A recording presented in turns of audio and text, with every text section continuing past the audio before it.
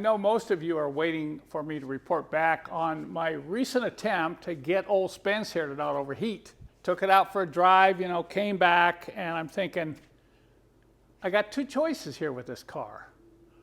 I can either restore it or I can part it out. So I pulled it up here and I thought, this is really tough. I mean, there's a lot of valuable parts on this car. And is it worth it to restore it? Well, I'm just not sure. I decided this morning when I got up, I says, okay, let's just part this thing out, all right? Let's just part it out. I got it up in the air here, got to pull the rear end and the trailing arms. The rear end can go on a 240D, that's worth $500. The two trailing arms are worth $800. So we got $1,300 right here, plus some other parts we haven't even begun. So what do you think? Did I make the right decision? Okay, just kidding. Just kidding. We went on that test drive after installing that new water pump in that last episode, and look what happened. After doing this type of major engine work, especially on the oil system or the cooling system, don't take off on a road trip. Bring the car outside, start it up, put a drip pan under it, and let it run here for about 20 minutes. You want to make sure there's no leaks before you hit the road. I've done this on each of my previous road tests, but I did this while it was idling here checking for leaks. I just put it on full max heat. I want to make sure there are no airlocks in the cooling system. After letting it sit and idle for about 15 minutes, I've come out on the road just 2 minutes. It's right up to 80 degrees. So that's a good sign. Now, I'm going to really get on it, try to build the heat inside the engine. Okay, maybe a little bit of hope is returning. I'm not sure yet. We've been out driving now for over 10 minutes. I've been driving in third gear to get the RPMs up, and it's just rock solid at 80.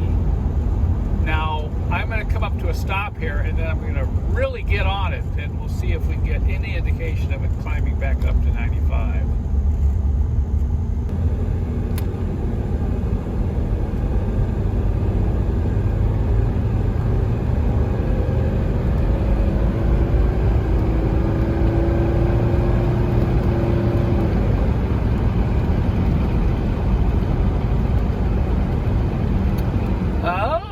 Look at that. Could it possibly be a miracle? I guess I gave up hope too soon. Look at that.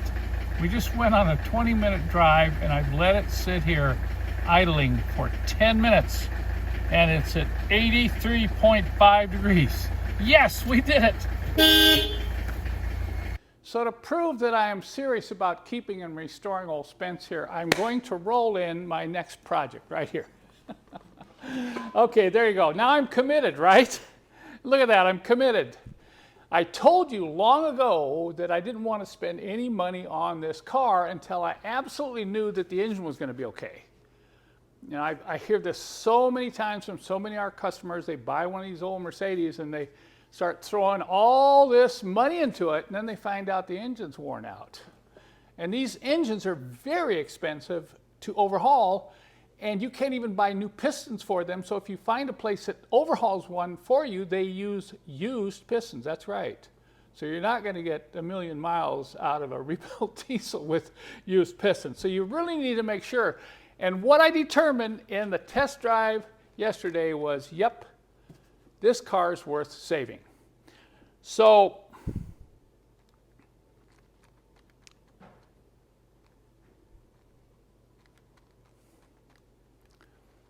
and if you've been following this series, you know this was quite a feat to get that temperature to stay right down there, between 80 and 85 degrees. It started out in the very beginning going almost to 120. And when I found out that the thermostat inside the oil cooler housing was not opening up, not allowing oil to get into the oil cooler, we fixed that. We put a new thermostat in it, and it would still overheat, go up to 95, maybe almost hit 100 sometimes, and I didn't like that. I don't like driving these diesels that hot. There's two reasons. One, it thins the oil out. And I believe that affects lubrication. You get the oil too thin, it's going to go by the rings, you're going to get more blow-by, more oil consumption. I don't like to run them that hot. You know, they'll say, well, 100's fine. Well, if you want to run yours at 100, that's fine. The other thing is that you get the heads too hot and it's really hard on the fuel injectors. Remember, this new diesel fuel doesn't have any lubrication in it. So when you get the injectors really hot, it's going to really score those pintles and you're going to wear out your fuel injector. So that's just my humble opinion. I like to see these things running between 80 and 85 degrees, and we have arrived at that. So I'm willing now to continue on with the restoration. This will be the last episode in this particular series, because the series was how do you take an old dead diesel and revive it, and we've done that as far as the engine's concerned. Now later on, I'm going to start another series which is going to be doing a rolling restoration on a 77 to 85 Mercedes diesel, and you'll get to see spents pop up here and there in that series. It may be a 20 or 30 part series. The idea is to just take you through some of those things you should expect you're going to have to do when you do a rolling restoration. You say, Kent, what's a rolling restoration? Well, those are the type of restorations I like, where you can actually restore the car as you drive it. You don't lose enthusiasm. You can't believe how many times I've gone out, picked up some old project car, guy completely tore it apart, and you just lose motivation. If you can get one that runs and you can restore it little by little as you drive it, it keeps the motivation up. You get it? And that's why I call those rolling restorations, not complete frame-off restorations. The very first thing I'm going to do on old Spence here is deal with safety issues. I told you before earlier that the brakes weren't working that well, so we're going to redo the brakes today. We're going to start on the brakes. Then we'll move on to other safety-related issues. And those would include lights, making sure all the lights are working, wipers, wiper motor, outside mirrors, things that are directly related to safety.